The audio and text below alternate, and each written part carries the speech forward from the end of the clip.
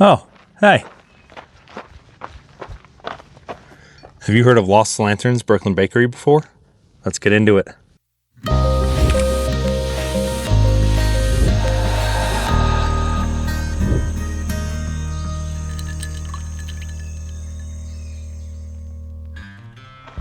So let's talk Lost Lanterns Brooklyn Bakery. So what is Lost Lantern? That's probably the first question on your mind, and it's an important question to ask. Lost Lantern is what is called an independent bottler within the whiskey world. Now, what is an independent bottler? They are very similar to your normal American NDP, but the big difference is that an independent bottler will go out of their way to make sure that they're disclosing as much information as possible. So you're talking releasing the distillery's name, the mash bill if they have it, the age if they have it, literally all the information that they can. That's more what an independent bottler is.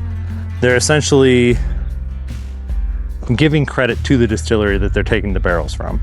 Versus an NDP, a lot of times, and that's a non-distiller producer, a lot of times those are hidden by NDAs or non-disclosure agreements where you cannot release where the barrel is from. Independent bottlers are definitely a much more common thing in Europe. There are more independent bottlers than I could count over there. Why we don't see them in America, I'm not really sure. I think just because it's difficult to find people that will agree to release a barrel with their name on it still.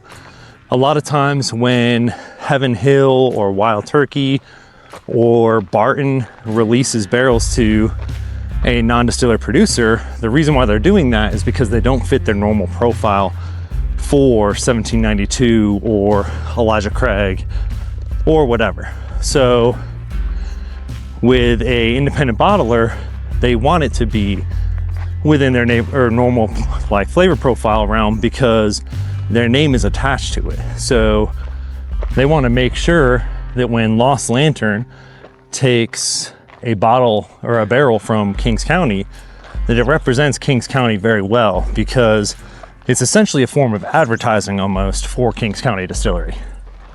But why does this matter, right?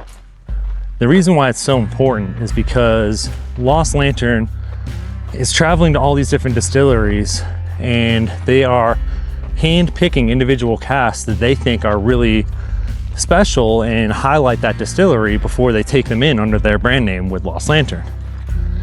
It's essentially like having a really good pick group that you really trust who go around from distillery to distillery and be able to have those relationships where they can get a really special cask. Now let's talk Brooklyn Bakery. This is an absolutely awesome pour. I love it. It has those really nice dark tannic notes that you can get from a small barrel. A lot of times a 15-gallon barrel versus a 53-gallon barrel, which is the standard, will present itself as overly tannic, which is just way too much wood profile. What's nice is that I really don't get that here. Like, yes, it is very tannic, but it's not overly tannic. This is a really good example of how a small aging barrel can be used properly. I also love that they named this Brooklyn Bakery because you do get a lot of those sweet patisserie notes with like dark burnt caramel. It's overall just a really nicely crafted whiskey. And the benefit of getting something from Lost Lantern with Kings County name on it is that if you've ever wanted to explore what Kings County has to offer, but you have no idea where to start, going to someone like Lost Lantern is an excellent way to do that, because they have a very good palate, and that's proven with all their other bottlings. So you know you're going to get something quality from Kings County when you buy a Lost Lantern bottle. And this one is no different. The Brooklyn Bakery release is a pretty old release, so it'd probably be something pretty difficult to find.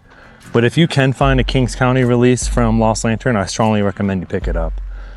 If you don't know me, I rate things on a pretty simple scale. I like to keep it really basic because I don't really think that a point system is fair, because everyone's palate is going to be different, and realistically, even if you wake up on a different day, you might rate something differently if you're using a fine point system. So I like to rate things as hoard it, buy it, try it, or pass. That kind of fits the range of something that's really damn good to something that I don't think quite should have been released yet. For me, this personally falls in the buy it category.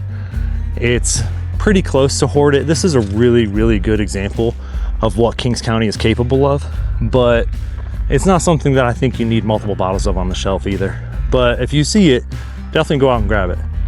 I'm a really small channel and I'm doing everything myself. So if you like what I'm doing, please like and subscribe. And now that that's out of the way, may your trails be empty and your glasses full. Cheers.